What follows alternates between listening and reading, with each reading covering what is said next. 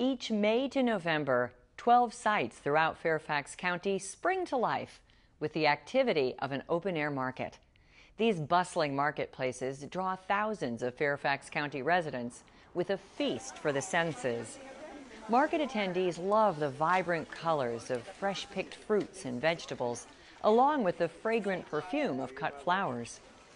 Turn the corner, and the aroma of freshly baked breads and pastries floats in the air, while you savor a sample of creamy artisan cheese.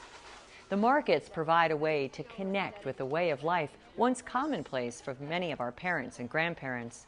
While strolling through the market, you'll have your choice of fresh eggs, baked goods, honey, cider or milk, and cheese products for purchase, along with a wide array of meat products to round out edible delights.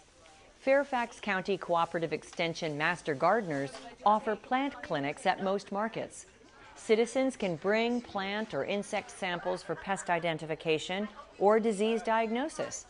Master Gardeners also help citizens by having informational displays on topics such as container gardening or eco-savvy gardening.